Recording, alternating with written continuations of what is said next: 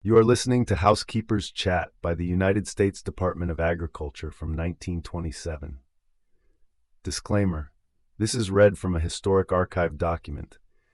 Do not assume content reflects current scientific knowledge, policies, or practices. This broadcast was aired on Friday, the 22nd of April of 1927. Summertime brings its own peculiar food problems for the housekeepers. Ice bills to pay, insect pests to combat, and food spoilage to guard against. These subjects are discussed today. The menu and the recipe are from the United States Bureau of Home Economics. Copies of the radio cookbook, which contains menus and recipes broadcast this winter, are available for distribution and will be sent free to all listeners of this radio station.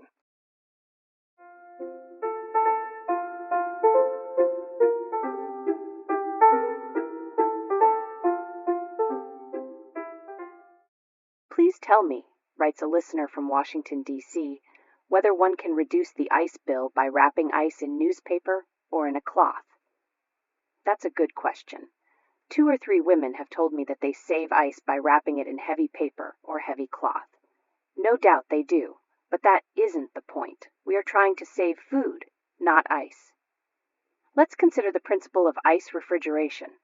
Ice placed in a refrigerator melts by absorbing heat from the surrounding air. This air, becoming colder and colder, settles to the lower part of the refrigerator, while the warmer air rises, gives up heat by coming in contact with the ice, and in turn becomes chilled and sinks to the bottom. These cold currents of air come in contact with the food, absorb heat from the food, and so cool it. All this being true, and I'm quite sure it is true, we want the cooled air to circulate continuously and rapidly in the refrigerator. All spaces for the passage of air from the ice chamber should be kept open. It is a mistake to wrap the ice in paper or in cloth. Such a covering retards the circulation of air and insulates the ice from the rest of the refrigerator. Each article of food placed in the refrigerator contains a definite amount of heat that will melt a definite amount of ice. Therefore, don't put hot foods into the refrigerator. Cool them to room temperature first. There's another way to make ice last longer. Don't use it to cool such things as the tops of carrots, the outside leaves of lettuce, or the thick paper wrapped around parcels which come from the market, because all these things will be discarded later. Furthermore, ice is wasted when vegetables and fruits that are to be prepared almost immediately are placed in the refrigerator and taken out again after a few minutes. As I said before, the main object in using a refrigerator is to save food, not ice. And real economy means having well-insulated walls, in keeping the ice chamber well stocked, in opening the doors only when necessary, and for as brief periods as possible, and in putting nothing into the refrigerator that does not need to be kept cool. Every food put into the refrigerator should pay for the ice it melts. The refrigerator should be kept scrupulously clean. Only clean food, clean ice, and clean containers should be put into it. Any food spilled should be wiped up immediately with a clean, damp cloth. The ice chamber, the drain pipe, and the trap must be kept free from sediment and slime. They should be washed occasionally with hot water and washing soda and rinsed with cold water. As every homekeeper knows, food is likely to draw such pests as rats and mice, flies, ants, and other household insects, unless supplies are kept covered or in closed containers, and all garbage is promptly disposed of.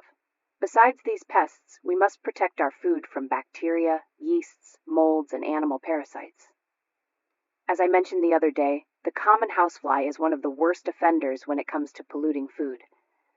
The housefly fully deserves the epithet typhoid fever fly, and it is also a known carrier of the bacteria of cholera, dysentery, and tuberculosis. Even so-called fly specks, often deposited on food and dishes, may be infected with disease germs and the eggs of dangerous parasites. Since food costs so much in money or work or both, it should receive the best of care in the home. The Bureau of Home Economics has compiled a list of 9 general rules for checking or preventing food spoilage. First, all foods should be kept clean, that is, protected from visible dirt and from contamination by insects and other carriers of dangerous microorganisms. Most kinds should also be kept cool. Dry foods, such as crackers, need to be prevented from absorbing moisture, and succulent foods, such as fresh vegetables, from losing it. Second, milk, fresh meat, poultry, fish, and many fresh fruits and vegetables should be kept at a temperature of 50 degrees Fahrenheit, or preferably less, in order to check the growth of microorganisms that cause souring and decay. Third, all fruits and vegetables that are to be eaten raw should be thoroughly washed, for even though they look clean, dangerous bacteria may cling to skins or leaves. As a rule, uncooked meats of any kind should not be eaten. Smoking meat does not kill parasites. Fourth, leftover cooked foods should be kept cold and covered, used promptly, especially in warm weather, and, if possible, heated thoroughly before being served again. Dangerous poisons sometimes develop in such foods without making noticeable changes in taste or smell. Fifth, fats and fat foods, such as nut meats and chocolate, should be kept cool and in covered, light-proof containers to prevent their turning rancid. Sixth, bread and cake should be stored in a covered box or dish which is scalded frequently so that molds cannot develop. Seventh, flour, sugar, cereals, and other dry groceries should be kept dry and protected from household pests. Tea, coffee, and spices hold their flavor best in airtight containers. Eighth, canned foods keep best in a cool, dry closet or storeroom. Those in glass jars should be shielded from the light to prevent possible fading. Ninth, under household conditions, the refrigerator is oftentimes the best means of keeping food cool. Choose one with well-insulated walls, put only clean ice and clean food in clean containers into it, and keep it clean by the daily practice of genuine neatness. Take your pencils now, please, for the dinner menu: lamb chops, buttered carrots, spring onions on toast, rhubarb conserve, and a custard pie. The chief point to remember about cooking chops is to sear the outside at once at a high temperature to prevent any of the savory juices from escaping. To broil chops in a gas oven, put them on the rack in the pan that slides under the flame and turn them several times. Many people think that a chop broiled over live coals or a wood fire has no equal. For this, a greased wire broiler is used. If you are going to pan broil your chops, use a heavy iron skillet, hissing hot. Put the chops in the hot skillet, turn them as soon as the undersurface is seared, and sear them on the other side. Then turn them often, lifting them between two forks to avoid piercing the surface and losing the meat juice. The chops will be well done in 10 or 12 minutes. Serve them promptly in a hot platter, with or without a sauce. Chops, like broiled steaks, should be seasoned when eaten, rather than during the cooking, because salt draws out the juices. Although mint or currant jelly is the traditional jelly to serve with lamb chops, I don't see why we can't break away from tradition today and serve rhubarb conserve with the chops, whether they're lamb or veal. I gave you the recipe for rhubarb conserve this week. Buttered carrots are the first vegetable. Fresh peas, or canned peas, or carrots and peas cooked together would be appetizing and colorful.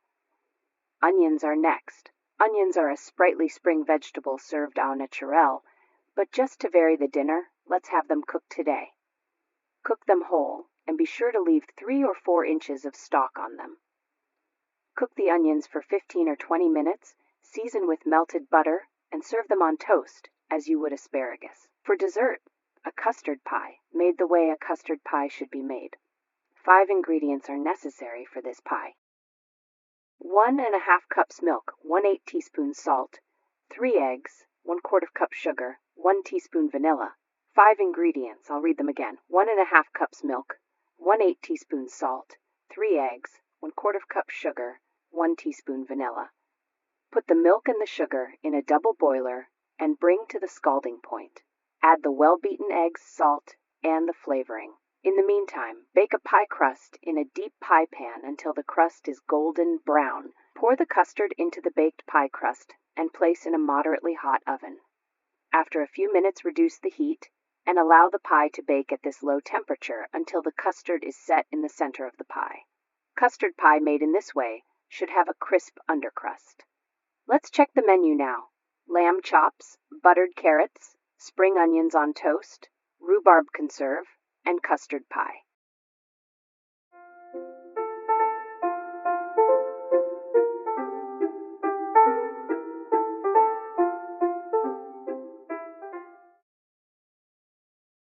This broadcast was researched and produced by Breakaway Empire LLC.